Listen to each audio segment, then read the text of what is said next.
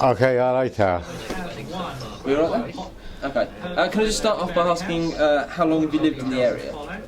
How long have I lived in this area? All my life. All your life? 64 years of it. 64 years, quite a while.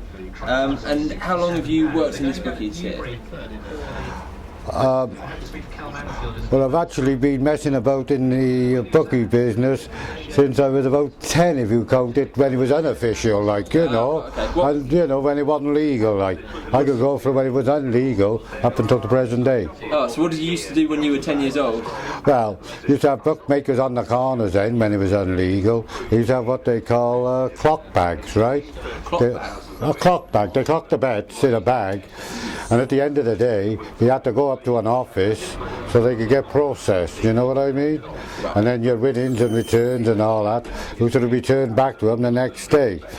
Well, they used to have what they call a trolley bus running along here, believe it or not. The trolley bus, there you are, I give my age away now, ain't I? Of course, the bookmakers didn't want to go up there, they wanted to get in the pub, didn't they? So they give you a bag with their bags in, and used to run them up to the office in Cathedral Road and just drop the bags off, you know. But then later, like, you know, when I was on the corner, like a bit older, about 12, 13, we'd have a push bike in, run to a telephone box, used to get the results of the racing from a telephone box, see, from the main office, and you take them back, and they used to have like a marker sheet of bookmakers then. You got to realise it was illegal then to do it. Yeah. Right? So I was just a runner, in other words, getting results, you know what I mean? That seems like quite a young age to be a runner. Yeah. Was it quite common for runners to be that young? Not really, but it was just like that I was well known, like, because I come from a family that was all in the betting shop game, believe it or not, you know, had jobs on the corner, you know what I mean? And a lot of the family were betting horses anyway. You had no such thing as machines then, or dogs, or very limited football at all, you know. You'd have a section list on the football, but even that wasn't out then till it come legal, you know what I mean? The football. It was just mainly horses all the time, just pure horses starting off in my time, you know. And then when it come legal, then they start to do a fixed odds on the football. So I say there's been dramatic changes since then. I'm on about the early part of it now, you know. Let's stay with that. Can I ask, what did the rest of your family do? You said they were in the betting industry as well. They were working for different betting shop companies, yeah. You know, Ken Jones, TB Fish, they're bookmakers that's gone on now. You know what I mean? Yes. You don't. There's not. They're in this present day. There's not a lot of independent bookmakers around now. No. Where you had quite a lot of them, then. You know what I mean? Yeah. When it was illegal, when you were being a runner yourself, Yeah. what you said the rest of your family was in the betting game. Well, they were, you know, on street corners taking bets, you know. So they were runners as well, were they? Well, they were taking for themselves, like, you know, or they were taking for another person and getting commission. Right. You know what I mean? Commission. Oh, I think it used to be something like I wouldn't swear on it, I think they used to get about, say, maybe 45%, 50%, you know what I mean? In other words, like they were working for wages, but like they get percentage of their takings, you know, or winnings, you know. I can't elaborate on that too fine, you know, what the percentage was. Yeah, no. You know, but what they were doing, they were taking for, say, like a firm like Nosy Sherman, you know, they were a pools concern, see? Okay, was that illegal? They were legal, but they wasn't legal, but they had runners on the corner for them, you know what I mean? Right, I see what you mean. Sort of supplementing their legal. Yeah, it's like me working on the corner for Ladbrokes, but it was illegal then. Now, the difference is, now it's legal, you can't do it on the corner now. Could you make quite a good living out of that kind of, out of that money?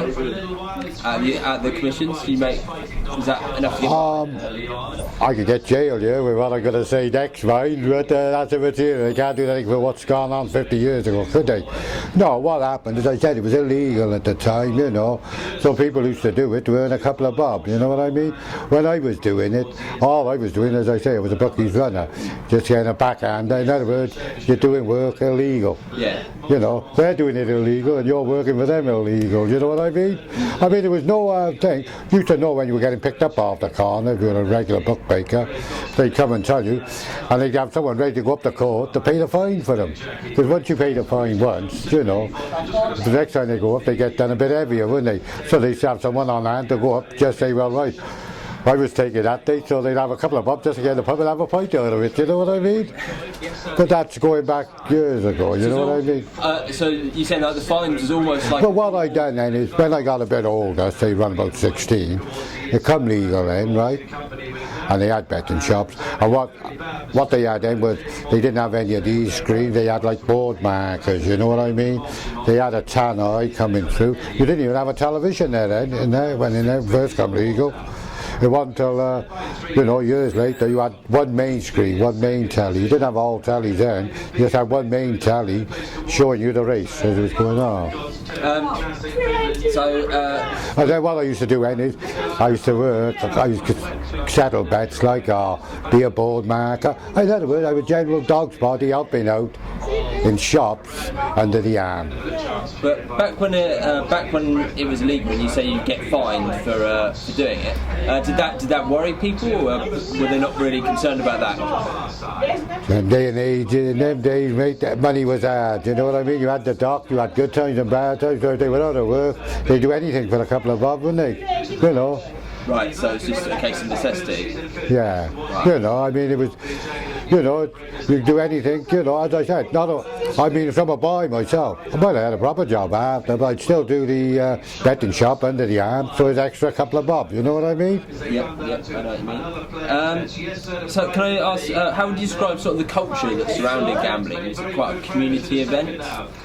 Yeah, and I tell you what, it was very heavy. It was 20 times busier gambling, right, in them days, than what it is today. And I know you're going to find it hard to believe, the turnover then in them days would be multi compared to today's status. The thing is, as I say, I'll tell you about that when you come up to the present day. I'll tell you why. You know what I mean? You've got to realise, the only thing you had then was horses, and they get the electric money, do the electric money, the red money, everything on horses then, all sorts of people, you know what I mean? I've seen it by doing it myself, and see other people doing it, you know what I mean? I've seen both sides of it, that side of the counter and this side of the counter.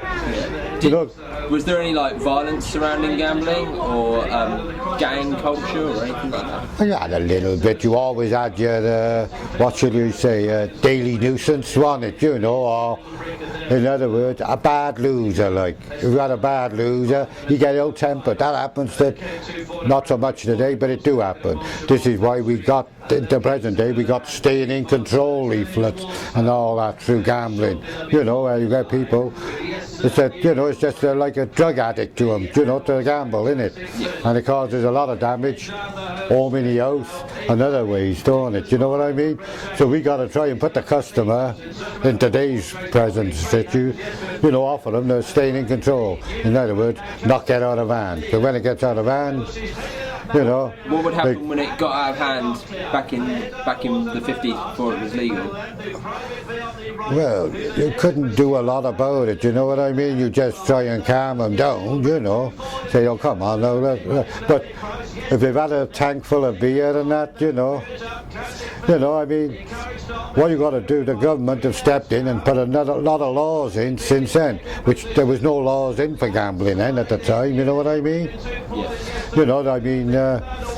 As I said, there's laws galore have come in now as it got legal, and more so the laws have come in more during the last, say, 5-10 years now. The law have taken over. You know what I mean?